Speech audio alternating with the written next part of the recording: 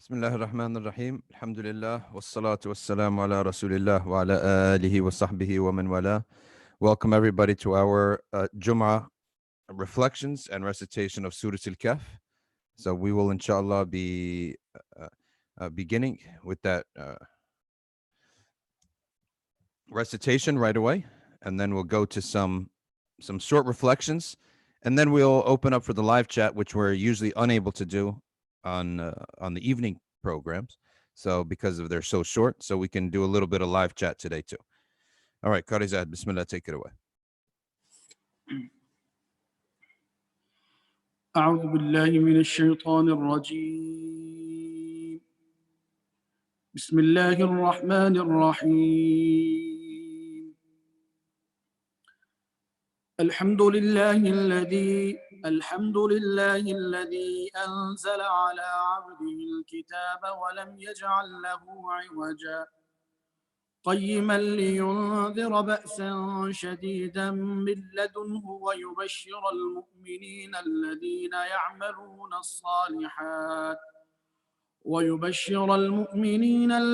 يعملون الصالحات أن لهم أجرا حسنا ماكثين فيه أبدا وينذر الذين قالوا اتخذ الله ولدا ما لهم به من علم ولا لآبائهم كبرت كلمة تخرج من أفواههم إن يقولون إلا كذبا فلعلك باخع نفسك على آثارهم إن لم يؤمنوا بهذا الحديث أسفا إنا جعلنا ما على الأرض زينة لها لنبلوهم أيهم أحسن عملا وإنا لجاعلون ما عليها صعيدا جرزا أم حسبت أن أصحاب الكهف والرقيم كانوا من آياتنا عجبا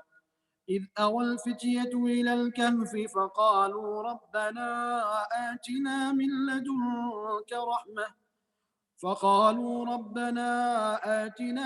لدنك رحمة وهيئ لنا من أمرنا رشدا فضربنا على آذانهم في الكهف سنين عددا ثم بعثناهم لنعلم أي الحزبين يحصى لما لبثوا أمدا نحن نقص عليك نبأهم بالحق إنهم فتية آمنوا بربهم وزدناهم هدى وربطنا على قلوبهم إذ قاموا فقالوا ربنا رب السماوات والأرض لن ندعو من دونه إلها لقد قلنا إذا شططا هؤلاء قوم اتخذوا من دونه آلهة لولا يأتون عليهم بسلطان بين فمن أظلم ممن افترى على الله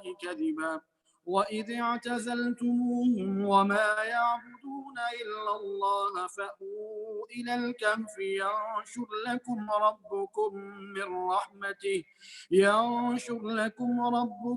من رحمته ويهيئ لكم من أمركم مرفقا وترى الشمس إذا طلعت تزاور عن كهفهم ذات اليمين وإذا غربت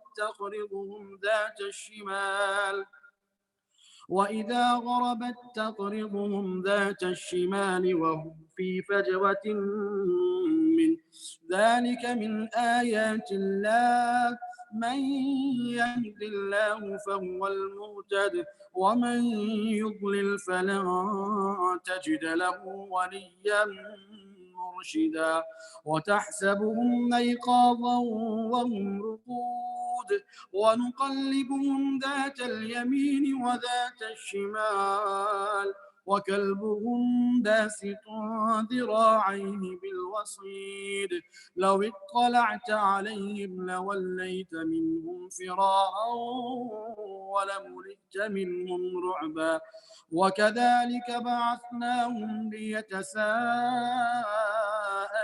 بينهم قال قائل منهم كم لبثتم قالوا لبثنا يوما أو بعض يوم قالوا ربكم أعلم بما لبثتم فبعثوا أحدكم بورقكم هذه إلى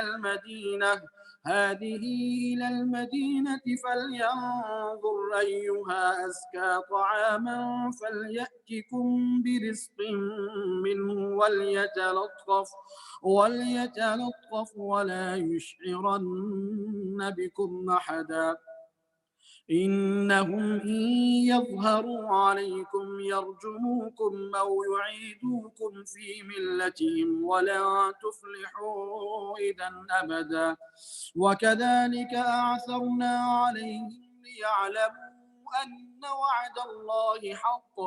أن وعد الله حق وأن الساعة لا ريب فيها إذ يتنازعون بينهم أمرهم فقالوا ابنوا عليهم بنيانا ربهم أعلم بهم قال الذين غلبوا على أمرهم لنتخذن عليهم مسجدا سيقولون ثلاثة رابعهم كلبهم ويقولون خمسة سادسهم كلبهم رجما بالغيب ويقولون سبعة وثامنهم كلبهم قل ربي أعلم بعدتهم ما يعلمهم إلا قليل فلا تمار فيهم إلا مراء ظاهرا ولا تستفت فيهم منهم أحدا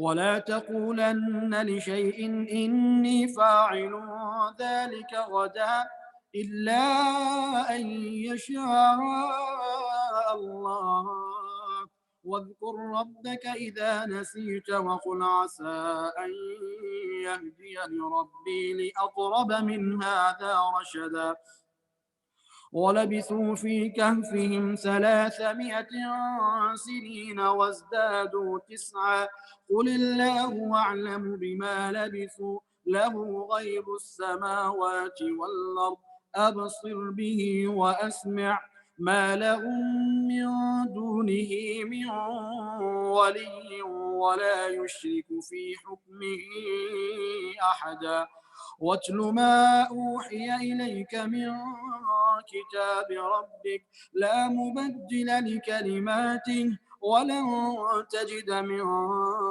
دونه ملتحدا واصبر نفسك مع الذين يدعون ربهم بالغداة والعشي يريدون وجهه ولا تعد عيناك عنهم تريد زينة الحياة الدنيا ولا تطع من أغفلنا قلبه عن ذكرنا واتبع هواه وكان أمره فرطا وقل الحق من ربكم فمن شاء فليؤمن ومن شاء فليكفر إنا أعتدنا للظالمين نارا أحاط بهم سرادقها وإن يستغيثوا يغاثوا بماء كالمهل يشفي الوجوه بئس الشراب وساءت مرتفقا إن الذين آمنوا وعملوا الصالحات إنا لا نضيع أجر من أحسن عملا أولئك لهم جنات عدن تجري من تحتهم الأنهار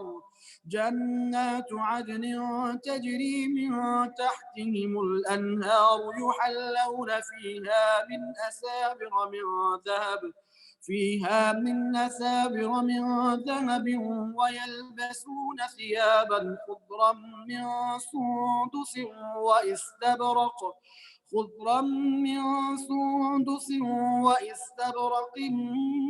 متكئين فيها على الأرائك نعم الثواب وحسنت مرتفقا واضرب لهم مثل الرجلين جعلنا لأحدهما جنتين من أعناب وحففناهما بنخل وجعلنا بينهما زرعا كلتا الجنتين آتت أكلها ولم تظلم منه شيئا وفجرنا خلالهما نهرا وكان له ثمر فقال لصاحبه وهو يحاوره أنا أكثر منك مالا وأعز نفرا ودخل جنته وهو ظالم لنفسه قال ما أظن أن تبيد هذه أبدا وما أظن الساعة قائمة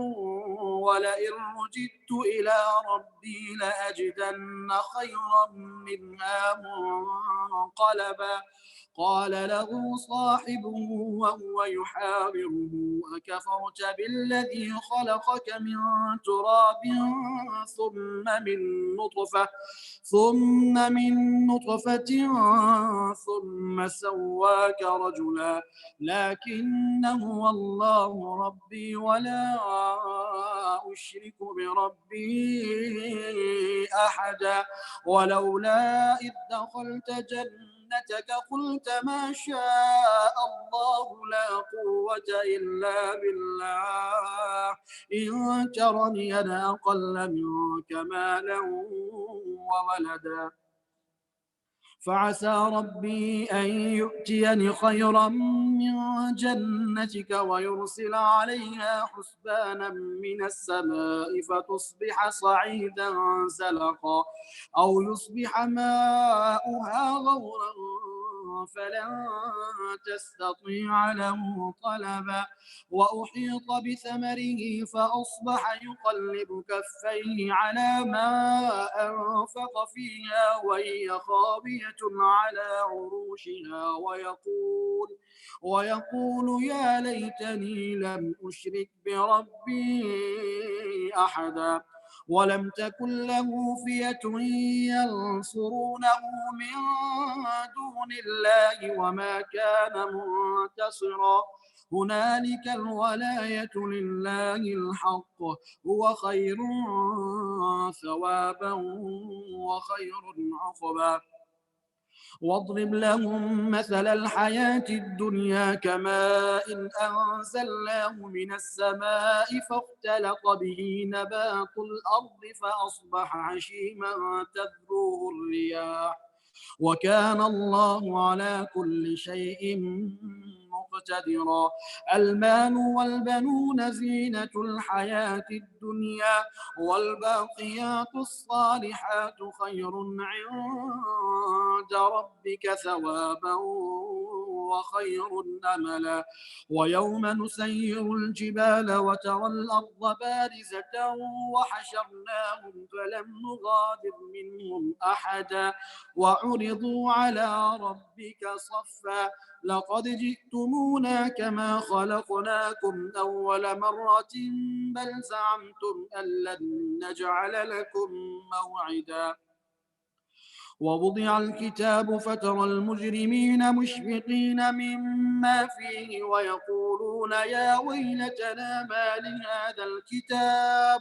ويقولون يا ويلتنا ما لهذا الكتاب لا يغادر صغيرة ولا كبيرة إلا أحصاها ووجدوا ما عملوا حاضرا ولا يظلم ربك أحدا وإذ قلنا للملائكة اسجدوا لآدم فسجدوا إلا إبليس كان من الجن ففسق عن أمر ربه أفتتخذونه وذريته أولياء من دوني وهم لكم عدو بئس للظالمين بدلا ما أشهدتهم خلق السماوات والأرض ولا خلق أنفسهم وما كنت متخذ المضلين عضدا ويوم يقول نادوا شركائي الذين زعمتم فدعوهم فلم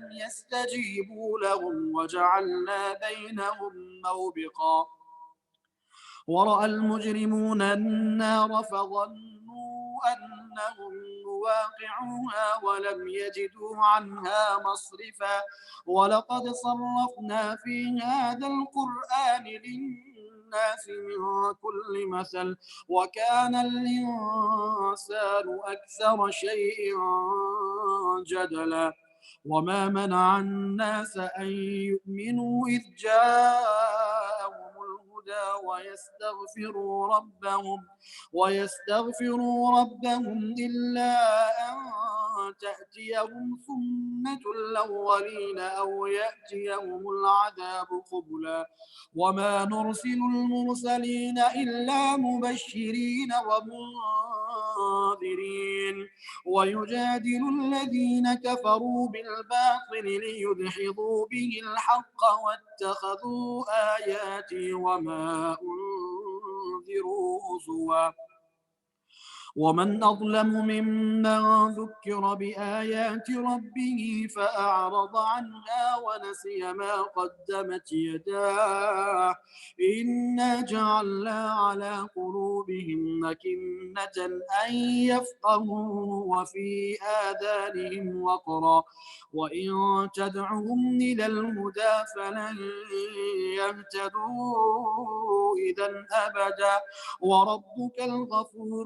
ذو الرحمة لو يؤاخذهم بما كسبوا لعجل لهم العذاب بل لهم موعد لن يجدوا من دونه موئلا وتلك القرى أهلكناهم لما ظلموا وجعلنا لمهلكهم موعدا وإذ قال موسى لفتاه لا أبرح حتى أبلغ مجمع البحرين أو أمضي حقبا فلما بلغا مجمع بينهما نسيا حوتهما فاتخذ سبيله في البحر سربا فلما جاوزا قال لفتاه آتنا غداءنا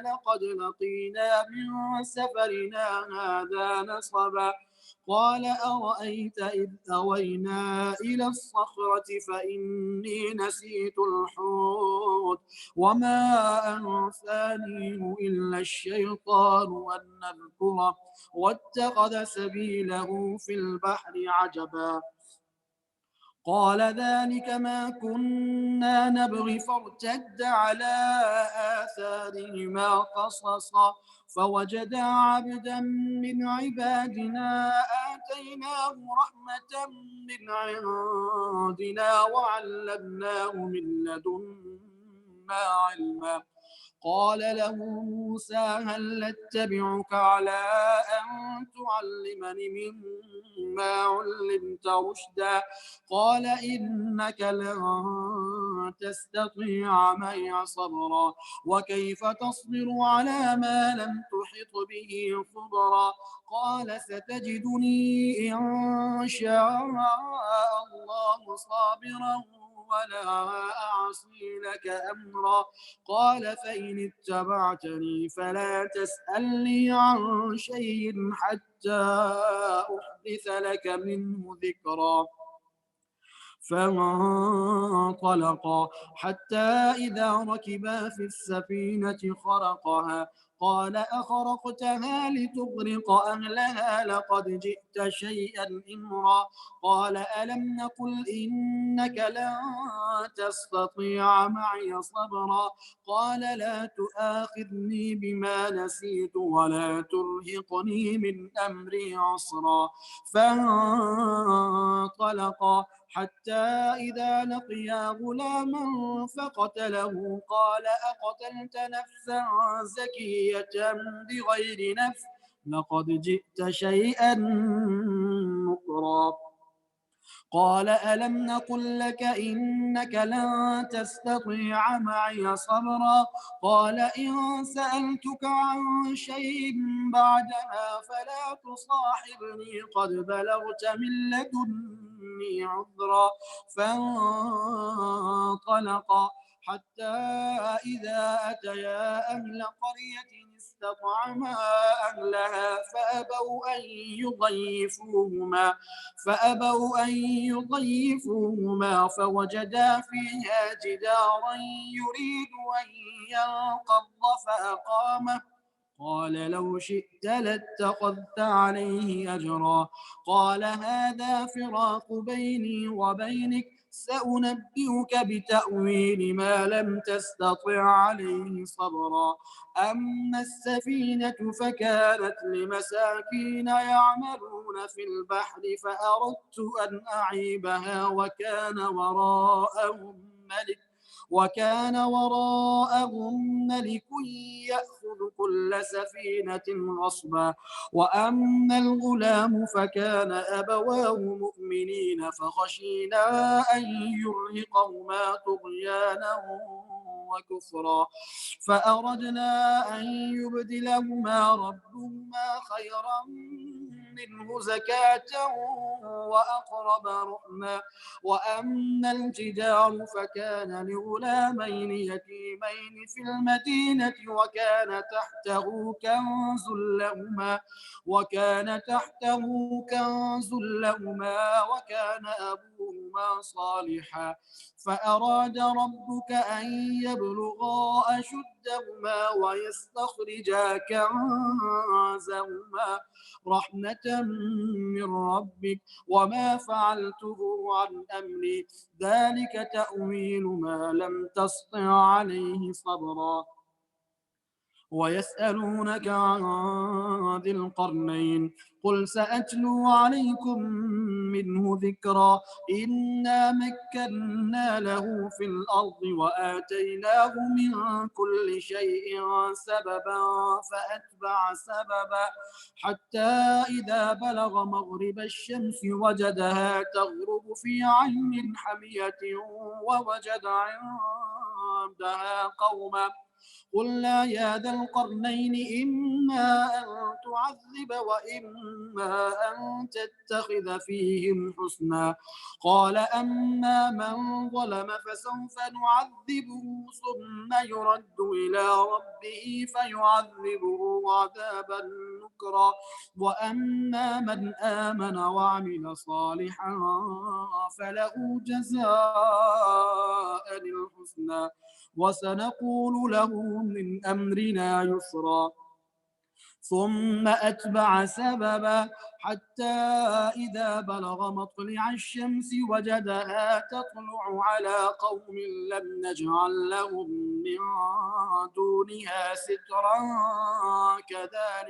كذلك وقد أحطنا بما لديه خبرا ثم أتبع سببا حتى إذا بلغ بين السدين وجد من دونهما قوما لا يكادون يفقهون قولا قالوا يا ذا القرنين إن يأجوج ومأجوج مفسدون في الأرض فهل نجعل لك خرجا على أن تجعل بيننا وبينهم سدا قال ما مكني فيه ربي خير فأعينوني بقوة نجعل بينكم وبينهم ردما آتوني زبر الحديد حتى إذا ساوى بين الصدفين قال انفخوا حتى إذا جعله نارا قال آتوني أفرغ عليه قطرا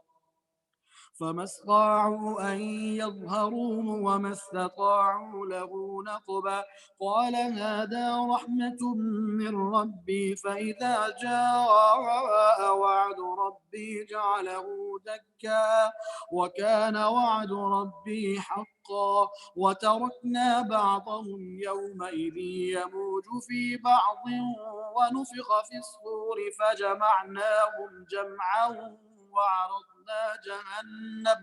وعرضنا جهنم يومئذ للكافرين عرضا الذين كانت أعينهم في غطاء عن ذكري وكانوا لا يستطيعون سمعا أفحسب الذين كفروا أن يتخذوا عبادي من دوني أولياء إنا أعتدنا جهنم للكافرين نزلا قل هل ننبئكم بالأخسرين أعمالا الذين ضل سعيهم في الحياة الدنيا وهم يحسبون أنهم يحسنون صنعا أولئك الذين كفروا بآيات ربهم ولقائه فحبطت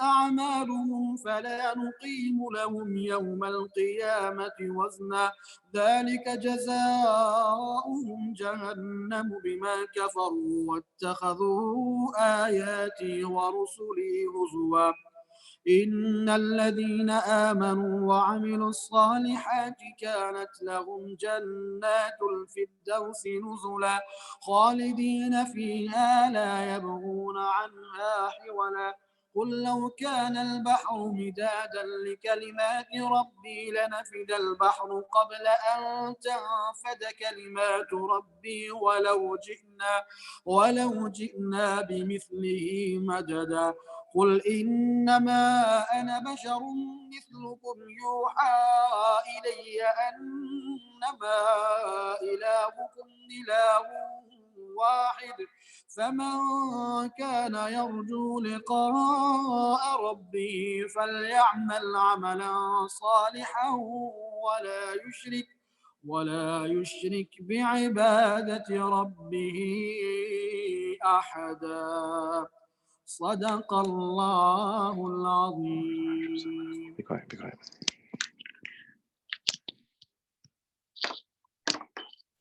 All right. جزاكم الله خيرا. صدق الله مولانا العظيم وبلغ رسوله النبي الكريم.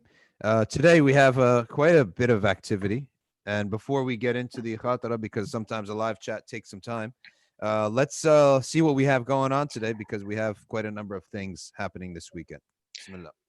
Assalamu alaikum wa rahmatullahi wa barakatuh. Jummah Mubarak to all. Alhamdulillah. May Allah subhanahu wa ta'ala bless you this day of Jummah. And make this a day in which your dua is accepted and your generosity is increased. As a reminder, today is Jummah. And this is the month of Ramadan, the blessed month. Please be generous, inshallah ta'ala. You can give online, through the various links and various programs that we have. So please remember your center on this day. Secondly, Zakat al-Fitr. If you can please try to get the payments in for that. The link is online, $10 per person in your household, inshallah ta'ala, so that we can get it to the people prior to Eid. Thirdly, tonight we do have our curbside iftar. So we invite everybody 6:15 to 7 o'clock will be served the curbside iftar at MBIC. Come by with your car and inshallah you will get the meals for that. Go home and you can listen to the Quran recitation at 7, followed by the usual 9:15 evening reflection, followed by the dua at 10:30.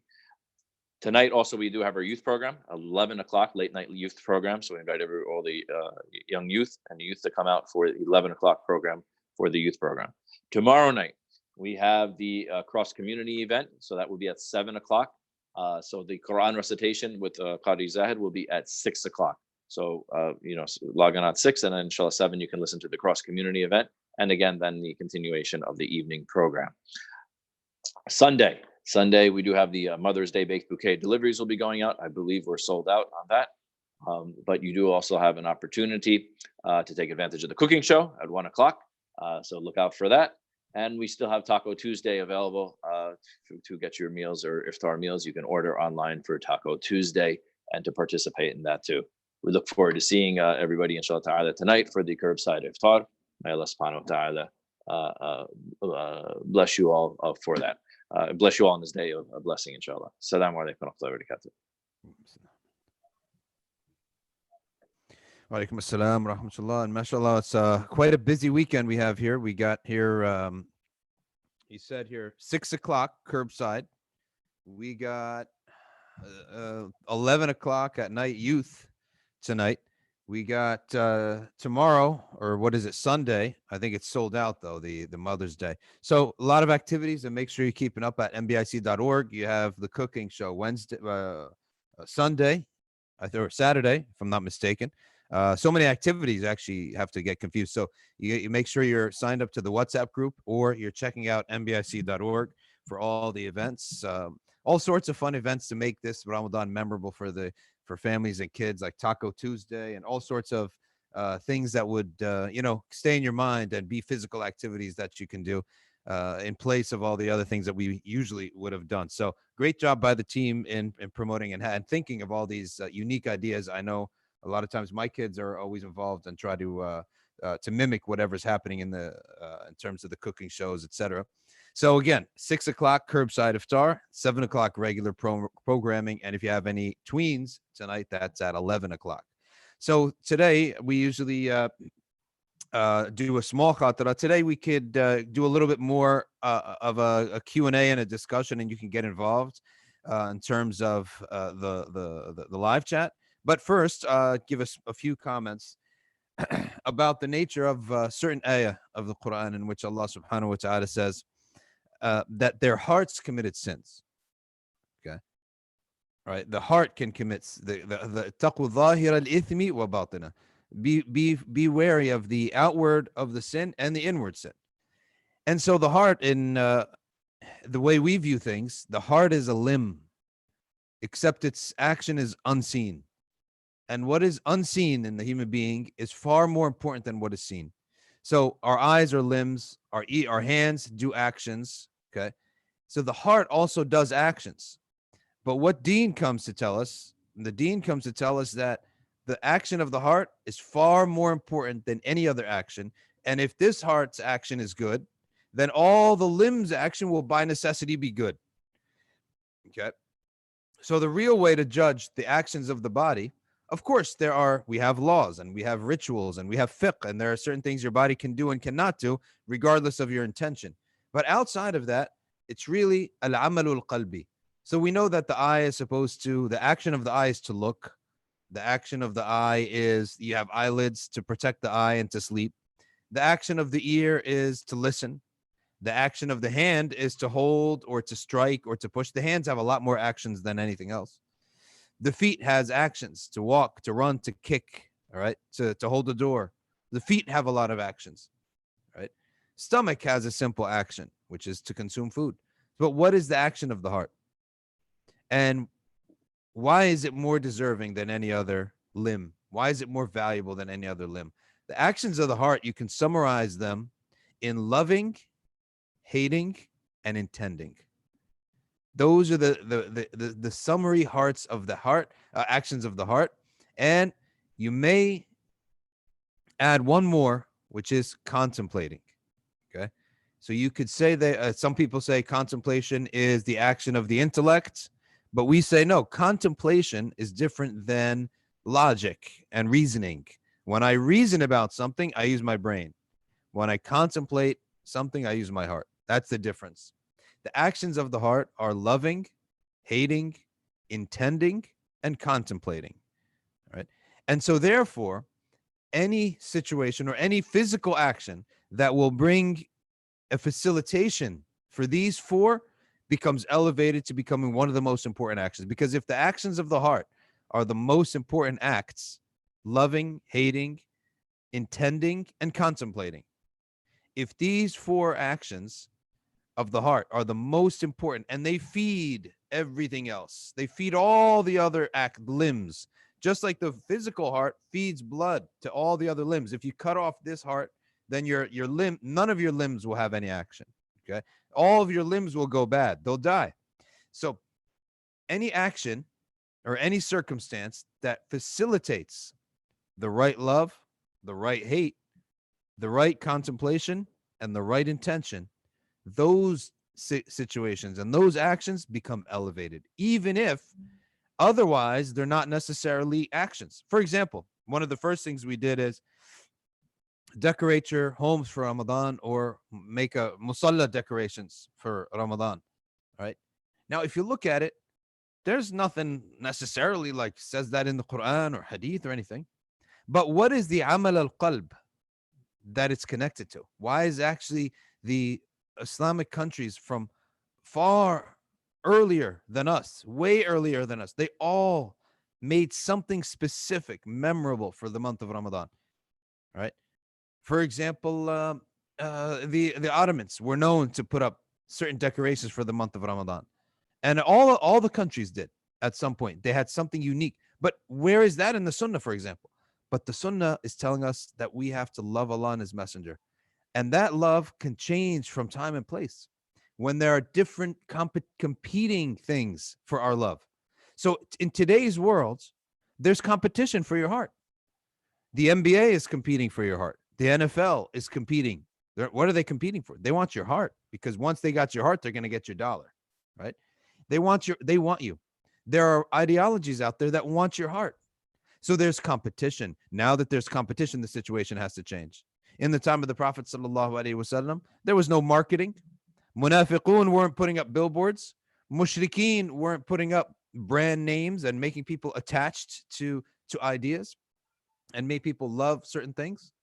There was no competition, so you didn't have to have marketing back in those days. But today, right, you have something called marketing, and you have competition, and you have not just billboards, advertisements, and they use things that we can't use. Music, women, all sorts of things to attract people. To what? To win over their hearts. So it's not just a question of actions. It's a question of what's happening to my heart here. Is my heart now being filled? And what is it that destroys an ummah? Is when the individuals of that ummah, they become so busy from Allah subhanahu wa ta'ala, they forget about Him. And every Muslim believes in Allah. Every Muslim believes in Allah. But are we always aware that Allah is watching, that Allah is with us? Is our heart always turning to Him? And Allah Ta'ala has willed for this human heart, the best thing for this human heart is to love its creator and to love its messenger and to love the message. These are the three greatest things. So much so Allah tells us it's greater than your own life.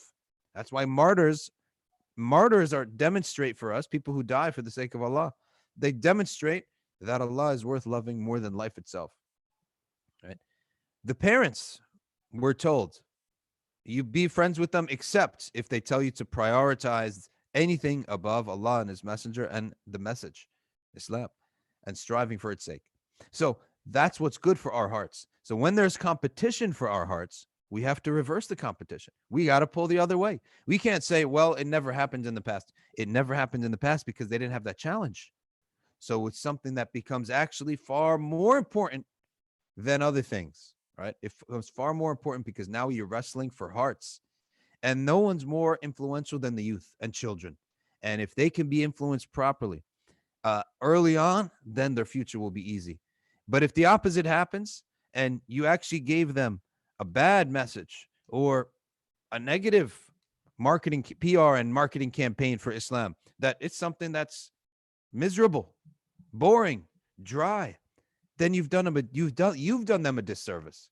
Because now how is their heart going to compete with a message of Islam that you gave that's a dry and miserable message versus something like, what's her name? Frozen, who everyone got crazy addicted to, right?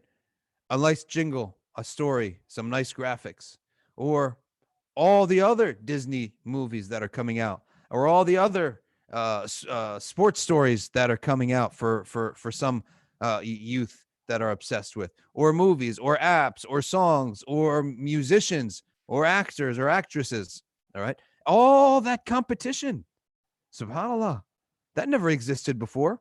So we have to use our understanding. What is the mafhum? What's the desired understanding?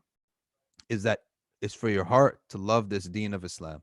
And that's why it's important to keep that in mind, right? That you have to actually, it had the presentation, how we present this Islam is so important. And nothing is greater in presentation than character. People go into these things and they go into Hollywood and they come out miserable, even though all the glitter and the glitz of Hollywood, because they were treated like trash.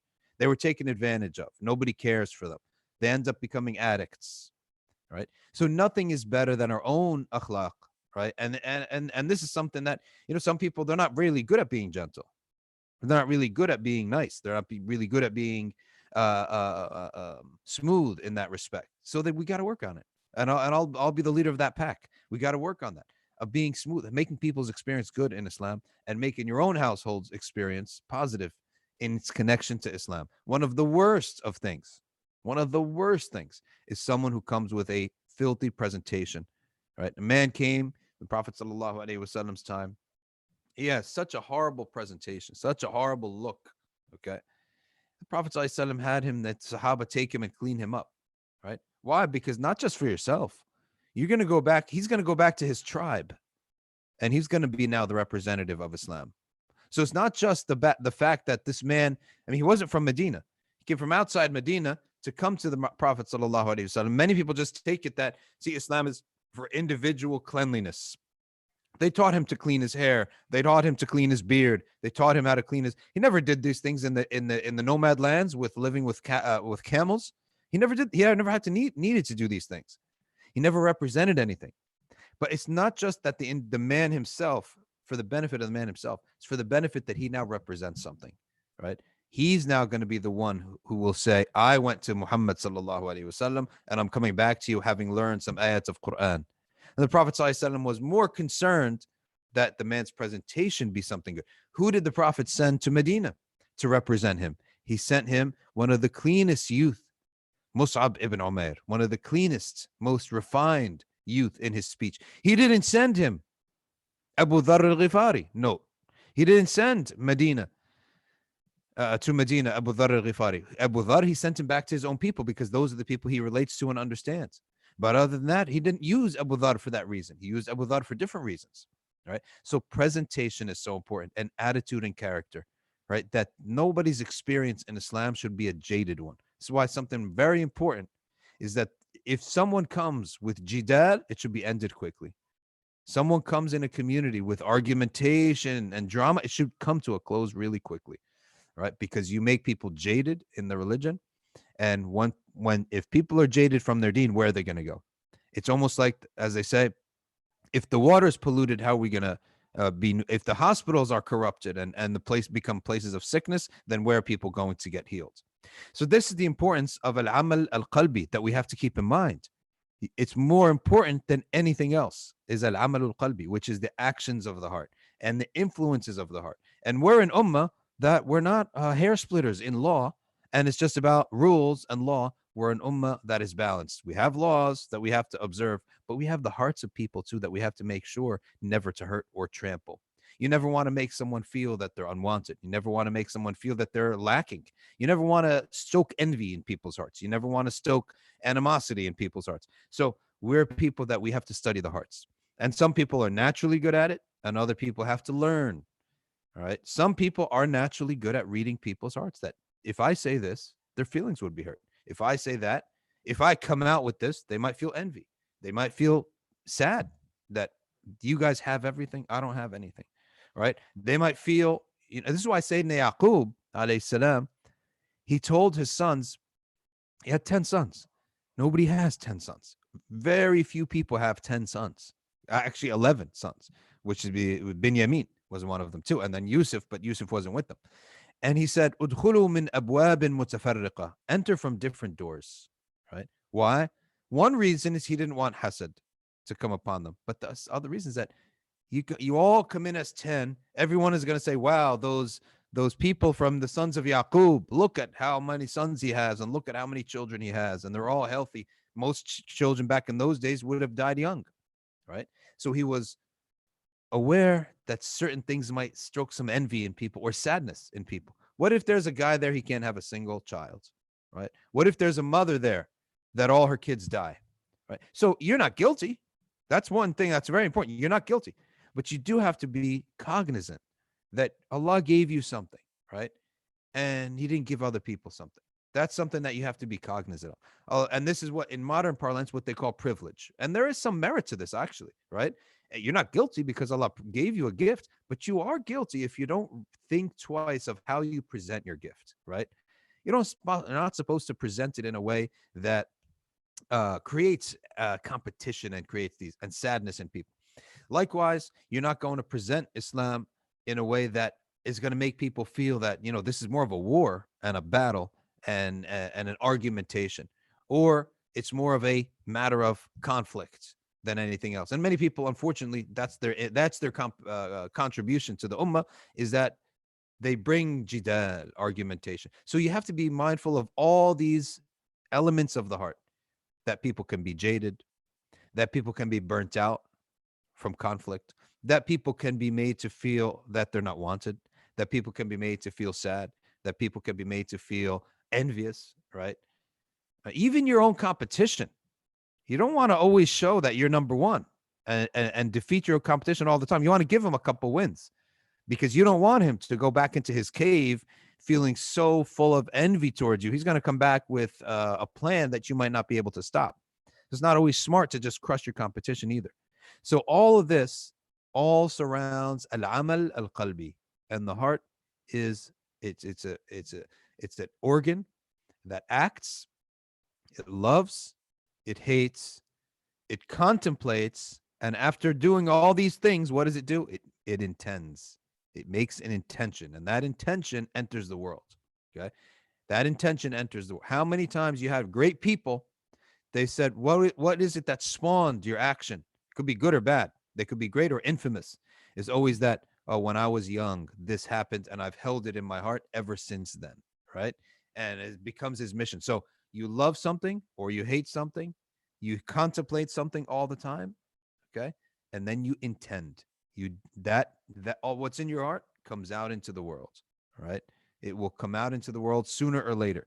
So with that, those are some thoughts. If anybody has any comments or questions, feel free to bring them. Not necessarily have to be related to the concept of the heart, but bring anything you have. So let's take a look here.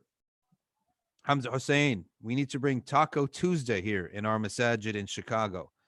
Yeah, I mean, if you're going to take it to Chicago, you might need to innovate and put maybe some curry onto the taco. Hey, that's not a bad innovation. You might want to try that. Put some curry onto the taco, because that's probably going to do better off in the masajid of Chicago. Well, it depends, because there is a Desi side and there's a Palestinian side. So whichever one you're from, we have to figure it out. Hamza. Shar Patel says, I have been attached to TV and video games for years now, and I find it very hard to spend on anything else, including deen. What are initial easy steps to detach from the world? Everyone's different. Everyone detaches in a different way, but really the best method of detachment is displacement, which is to develop a love for something else. Okay, that's the long term. The short term, you can have fights with yourself by going cold turkey, stopping yourself. But here's the question. Let's say you say to yourself, all right, I play 5 hours a day. And then you say, well, today I'm only going to play 4 hours. But what are you going to do with the next hour? Sit there thinking about the 5th hour, right? So you have to displace it. You have to find something that you love that's greater, all right? So you have to do a combination of removing what you're addicted to, but you also need to displace it, all right? You need to put something new, because if you take away something that was no good, but you didn't replace it, you leave a vacuum, and vacuums tend to be filled with things that are worse, right?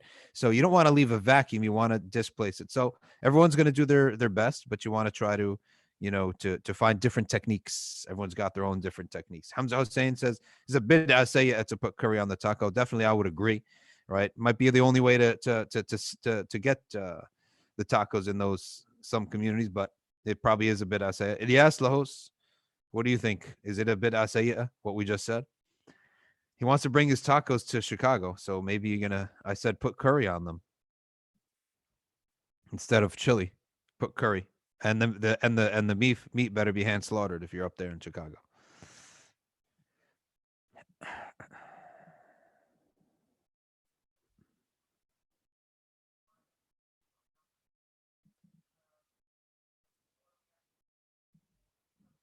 All right, what else we got? How does one keep the heart in balance? That's a great question. Okay. How does someone keep your heart in balance? The best way to keep balance is to keep the company of balanced people and look at the reactions to what you're doing and what you're saying, right? That's how you know balance, right? It's more about being aware of, you learn balance because balance is relative. In every time and place, it'll differ. I mean, there is probably a place and a time in Islamic history that anything outside of recitation in the Quran was considered inappropriate. Anything. Today, it's the opposite. We have a heart. This is a time where there's more dawah being done and wild and reminders than any other time, right? That wasn't always the case. So balance and things like that differ. How much time you work in different places was different. Okay. For us, we're expected to work a certain, 40 hours maybe, right? Maybe more, maybe less. But some people, there are some places where that was complete ghulu. That was love of dunya for some people. So it's always different. And anything that changes constantly in this fashion, the only way to go about it is to look at what the other pious Muslims are doing. So if you feel like I'm socially not balanced or I'm personally not balanced, it's very simple. You just go and observe. And that's one of the problems with the lockdown. You can't really do that anymore. But otherwise, you go to masajid, you observe. You have to observe, and observe people's reaction. Like, how do you learn design, graphic design, and art? Art is studied by criticism, right? The best way to learn is art, is criticism. Is that you pick up one of those magazines. Now they're blogs and websites. You see a maybe an advertisement or something, or a car or a computer, and now the critics, they start criticizing the design, right? Praising certain things and criticizing certain things, right? And you read different critics. So sometimes criticism is the best way to learn. And so you want to listen carefully. And that's how your mind will eventually come upon a consensus. You'll find a consensus in the society that certain things are not good to talk about, right?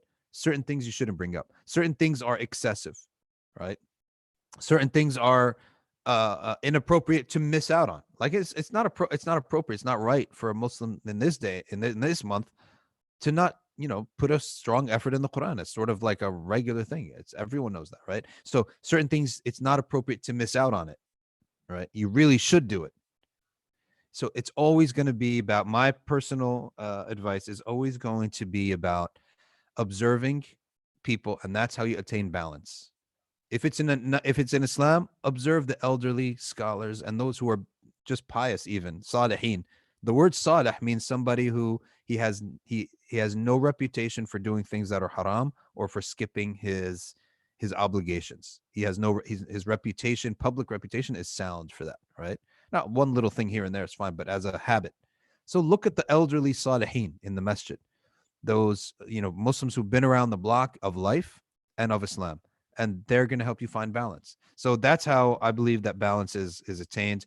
And you keep your heart in balance by also, the heart has to be kept in balance by also having the right amount of ibadah, and almost, I don't want to say lahu, but the word that Abu Darda used was shay'an min al-batil, something that is not necessarily of any use. It's just, it calms your heart down. Tarwih. Imam al-Haddad used the word tarwih. Tarwih means not tarawih, but tarwih, which means relaxation. All right. For them, it was poetry.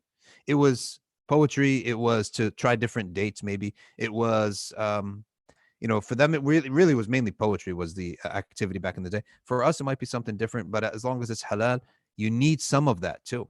And again, the senior elders in the ummah, they're the ones who will give you balance. Youth will give you energy, but not balance.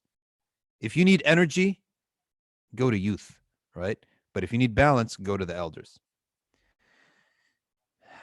All right, Joanne Hamza says, you take a shower with wudu, you make the intention and you make wudu in your shower, or the intention because you're going to do the limbs of wudu anyway. So all you're missing is the intention. And you wear socks. At the next time you need to pray and make wudu, can you leave your socks and wipe over it? The answer is that you may definitely do this in the Hanbali madhab only. Only the Hanbali school of thought has allowed this, right? The Hanbali school of thought, right, has allowed the wiping over the jawrab. In the Arabic time of the Prophet, it was called the jawrab. And they say that they saw the Prophet doing it once. However, the other three madhahib, they disallowed it because they said someone reported that the Prophet did it once, but no Sahaba ever did it again. And the Sahaba were not in the practice of doing so. And so therefore they ruled against it. Hanafi, Maliki, and Shafi'i madhabs, they ruled against wiping on a sock. and they said that you may only wipe on a khuf, which is a leather sock.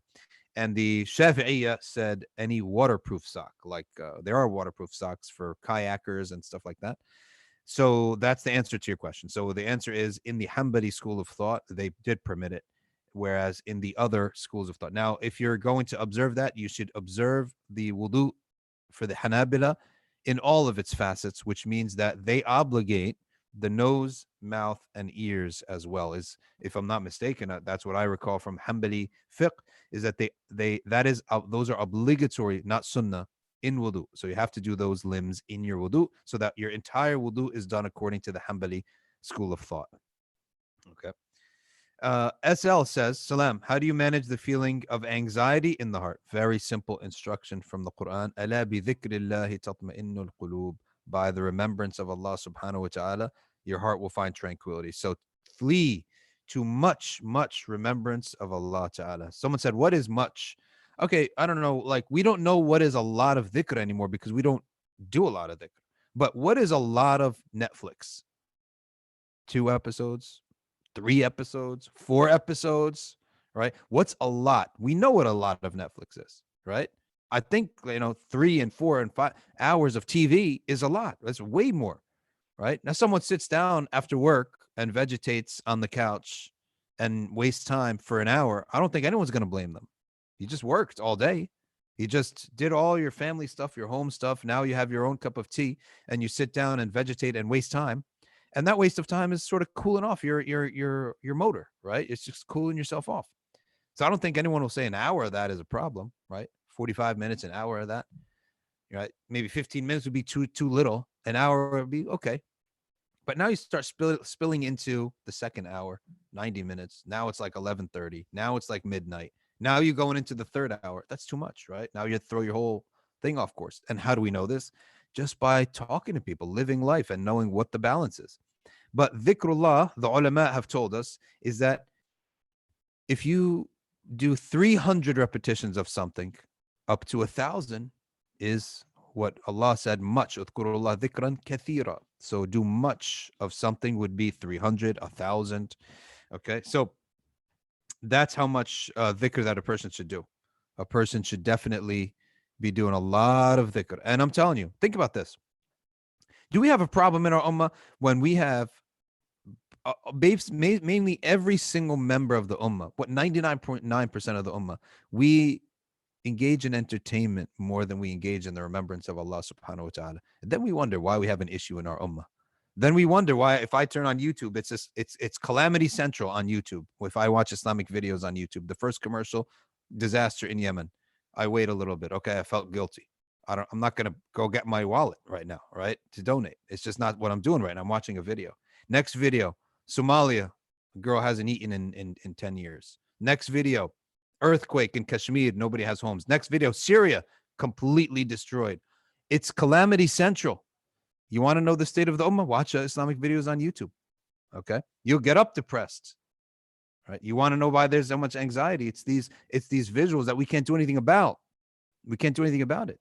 But why is this happening to our ummah? Let's look at the individuals. By Allah, how many of us have consumed or have watched, have spent more time letting entertainment come into our eyes more so than dhikrullah or knowledge or good or any type of good actions come out of our limbs?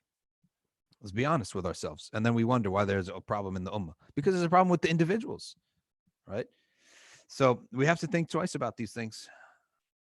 So anxiety is much dhikr of Allah subhanahu wa ta'ala. La ilaha illallah. I mean, try this. SL, let me give you something. Try this. Well, it's Friday. Try saying Allahumma salli alayhi, salawat on the Prophet, peace be upon him, and keep it on your tongue. As long as you're not doing anything like talking to people at the dinner table or something, just keep it on your tongue for the rest of the day. Don't stop. Don't stop for the rest of the day and see how you feel the rest of the day. It sounds like it's a lot, and most people don't do this, but since you're wondering, give it a shot. What do you have to lose, right? You're in quarantine anyway. Okay, you've been talking to your family for the last 2 months. Okay, so you need to just do salah on the Prophet, peace be upon him. Allahumma salli ala Sayyidina Muhammad wa sallam. Allahumma salli alayhi, Allahumma salli alayhi, Allahumma salli alayhi. Do that for all day and see at the end of the day how you sleep at night. Okay, and then you'll know the real medicine for anxiety. Hamza Hussein says people are often attracted to others like themselves. Desis with Desis, Arabs with Arabs. Nothing wrong with that. How do we ensure everyone can have a sense of community when they aren't part of the majority?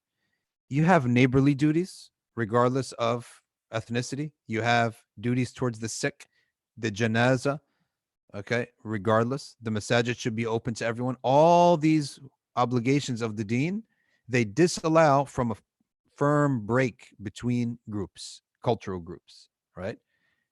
Your everyday things, like your social gatherings, Allah, Sharia gave you, you can do nothing if you want. You could do select group if you want. Who you bring in your home is up to you. But who you allow in your masajid is not up to you. Anyone can come to the masajid. Who you go pray janazah upon, you have to go for every Muslim that's possible. Who you visit for the sick, you have to visit everyone possible. Who you can't discriminate, in other words. Now, you're not obligated. It's a sunnah to do that, but you can't discriminate. Who you make dua for, in terms of the ummah, you have to be concerned with all the affairs of the ummah, right? So you cannot discriminate in those things. So Sharia only gave us a few things that we don't discriminate, but what happens is that massages a type of interaction between cultural groups. They end up interacting because of these basic things. All right. Janazah, you see everyone at janazahs. Masajid, you see everyone at the masajid. Salam, you have to salam everyone. Sunnah to salam everyone. If they salam you, you have to respond. That's a fard upon you. And the Prophet ﷺ said one of the signs of Akhiruz Zaman is that, and the qurb of the Dajjal, the nearness of the Dajjal, is that a Muslim will only say salam to somebody he knows, right? And we have to look at our language, all right? I remember, subhanAllah, being in a community. They're not a Desi community. I won't say which community they are, but I'll just say that they're not a Desi community. And the person was so ignorant, subhanAllah. He said, these Pakistanis, they don't even know how to say the iqama, the difference between the iqama and the adhan. Pakistanis don't know. I was like, subhanAllah, just by being born Pakistani, you become ignorant of the adhan. Is that what you think? And he thinks that the iqama is the adhan. Why? Because we know in the Hanafi school, the iqama is doubled. Everything is doubled, just like the adhan. So this person says, subhanAllah, Pakistanis don't know the difference. I was like, subhanAllah, what an ignorant statement. What an ignorant statement. Okay. So the language that we use about groups, that the Prophet used to use positive language about, he used to generalize groups in the positive, but not in the negative. Okay. Except one area, geographic area of Najd, he said that location will bring out of it. So he didn't even talk about the people. He said the location. He didn't mention the tribes. He said that location will be the source of fitna in the future. But whenever he generalized, he only generalized in the positive. He never generalized in the negative. Okay. So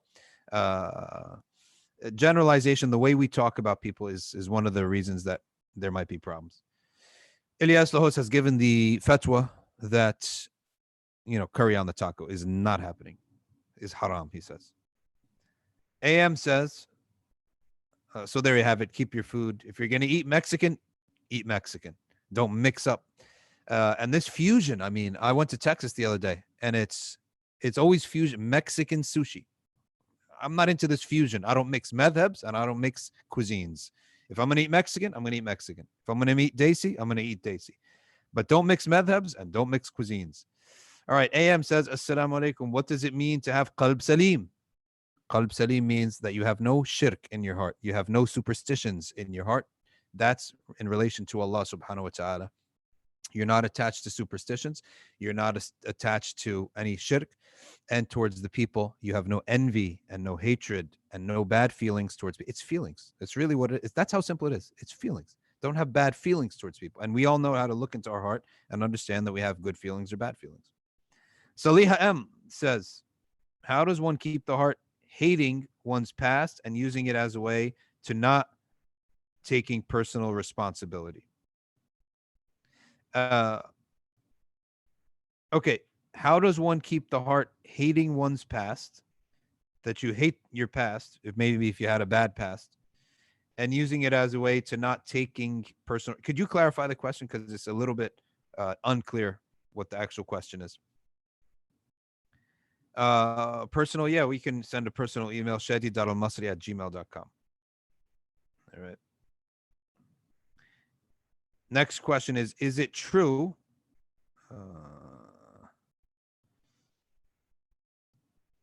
authentic that khushua will be the first thing lifted from the ummah. I never saw that. Allah Ta'ala Adam. I never seen anything like that. But what we do know is that there's no messenger after the Prophet Sallallahu Alaihi Wasallam.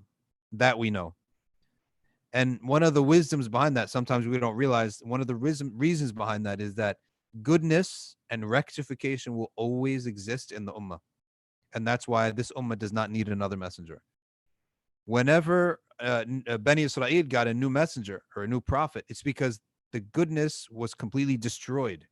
And a new prophet needed to come to remind people of Allah with miracles, that Allah is there and Allah exists, and bring miracles and prove to the people the qudra and the existence of Allah. Then they will be good again, right? But the idea that we don't have another messenger is coupled with the fact that this ummah will not need another messenger. It would be an accusation against the Prophet sallallahu alaihi wasallam if we need another messenger. The return of Prophet Isa ibn Maryam, if you notice, is not to revive the goodness in the ummah. It's for other purposes. Because if you notice that the Prophet sallallahu alaihi wasallam says that Prophet Isa returns and your imam is amongst you. So the coming of Prophet Isa, don't mistake that he's coming to bail out and fix this ummah that is a failure. No, he says he comes and your imam is amongst you. So that means the one who's rectified you, he's already here. You're rectifying. It's a self-rectifying ummah. So there will always be public out in the open, not hidden in a jungle or in a desert or in a cave. Teachers, scholars, and we hope to try to meet them and study with them. We should be studying with them all the time and seeking them out and keeping their company. That will always teach the good, and there will be people who are examples. And we want to make dua that we become the, we could be followers of those good examples, and they always exist. And they say that whoever has a bad opinion of them is the only one who doesn't see them, right? The only person who won't see any goodnesses in the ummah is the one who's already taken on a bad opinion of this. And you see this, people talk like this all the time, and they say, all the mashayikh, they're all trash, right? Subhanallah, what an ignorant statement, right? Just because of a few famous people, maybe you didn't like what they said, but that doesn't mean that everything out there is like that. All right, let's stop here. It's now 1:38, and we will be back here again at number one, 6 o'clock, curbside iftar. For those who are in New Jersey, you can go to MBIC, get the curbside iftar at 6 o'clock. I wonder what it is. I don't know. Did Sami Kadovic say what it was? I don't know what it is, but you can check that out at 6 o'clock. Last time I heard it was good. I almost cheated and had someone make a delivery to my house, but that would have been cheating. So then we have 7 o'clock, our regular programming. And for tweens meaning 11, 12, 13 years old, 14 years old, program at night for them at 11 o'clock. All right, last question we'll take here. The major Sunni madhabs, does one have to follow one of the four? Okay, the answer is in every act of ibadah, every act that we do must be in accord to one of the imams, right? That's it. Every act of, and most people, the common people, their imam becomes like their mom or dad or their local imam. But if you want to be educated, and we should be, okay, then every single act of ibadah should be in accord with one of the madhab, so that we make sure that we're presenting an act of worship that is valid. So you don't present an act of worship that's invalid, right? And ultimately then it doesn't count. And we are people, so we said that we're people of law and heart. It's not just heart. Like if you look at Christian, dialogue and rhetoric, and it's just, if your intention is love, no matter what you do, okay, as long as you love Christ and you know that he died for your sins, you're going to be forgiven. It doesn't matter. You could be a prostitute, right? I mean, it's ridiculous. What religion is this? But you look at the opposite comparison, the opposite side of the spectrum. If you look at Judaism, it's like literally they have a subject matter called hair splitting, where literally the law, it's like, no way, I guarantee you, no way Moses lived like this. Guarantee you there's no way he lived like this, right? It's just so hair splitting of law. We're in the middle. So we do believe that we have to do things right, but we have wisa, we have opinions, right? So you can, as long as it's within the valid within one of the four madhahib. All right, jazakumullahu khairan. With that, we will close up and See you all at 7 o'clock. سبحانك اللهم وبحمدك نشهد أن لا إله إلا أنت نستغفرك ونتوب إليك. والعصر إن الإنسان لفي خسر إلا الذين آمنوا وعملوا الصالحات وتواصوا بالحق وتواصوا بالصبر. والسلام عليكم ورحمة الله.